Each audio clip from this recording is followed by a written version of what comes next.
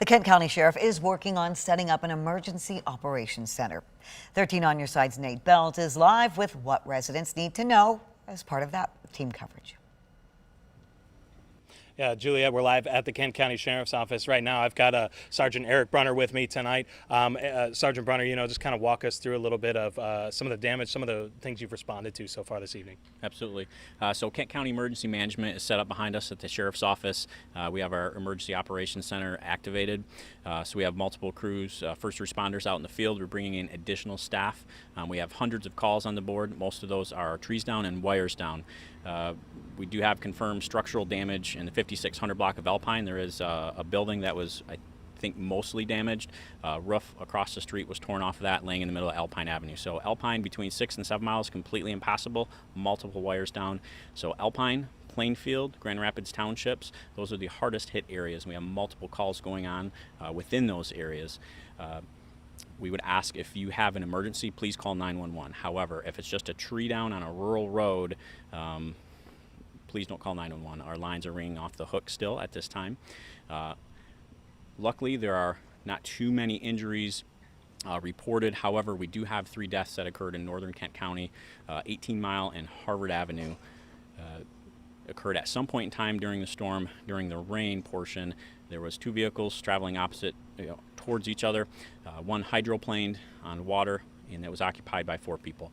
Unfortunately, there was an adult female and 2 young children that were killed in that crash. The driver of that vehicle suffered a head injury. The driver of the other vehicle was also injured. We're working currently still at that scene, hoping to put out more details as we can do that soon here. And so, of course, to avoid tragic situations like that throughout the rest of the night, I have to imagine encouraging folks, if you don't have to be out, stay home if you can. Absolutely. So our main focus right now is to make it out to these impacted communities. Your fire crews are being dispatched by our dispatch center, emergency medical personnel, and our police officers. We're going to methodically check any calls that are coming and make sure everyone's safe. If you haven't already, just please check on your neighbors, be a good neighbor, and look out for one another in our communities here. And I would imagine as daylight comes, that's going to start to turn more to the damage assessment portion. So we're working through the safety issues first and foremost tonight with the power lines and trees. That's why we're asking the public to please stay home if you do not have to travel. Absolutely. So in terms of, the emergency center, emergency operation that you have going here at the Sheriff's Office, just explain to people what that entails, who's here and who's operating that tonight. Yeah, it's a coordination effort. So we're coordinating all of our efforts, our resources with the state of Michigan, state police, Grand Rapids Police Department, and their emergency operations center. So our dispatch center coordinates with theirs, and so it's really tying together all of our resources between the Road Commission, DTE, Consumers Energy, and just making sure that we're all playing from the same sheet of music, that we're working on the most impacted areas first. Great. So in terms of response tonight so far, power outages around the county, obviously, has that impacted dispatch at all or anything up to this point that you're aware of? Yeah, as far as power outages, obviously those are very widespread. I don't have the details on those that would come from consumers. However, we have hundreds of calls that are pending on our call waiting list that our staff are responding to. So yes, the power outages have created several calls for us. Okay, great.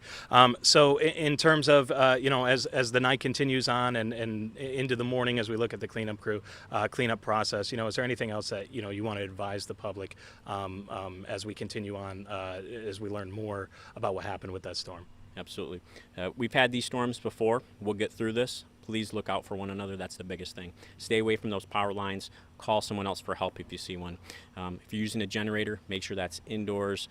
I'm sorry. If you have a generator, make sure that is outdoors, away from your home.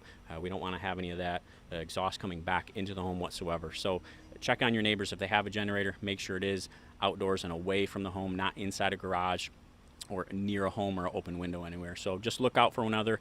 We'll get through this, and our crews are going to be out 24/7.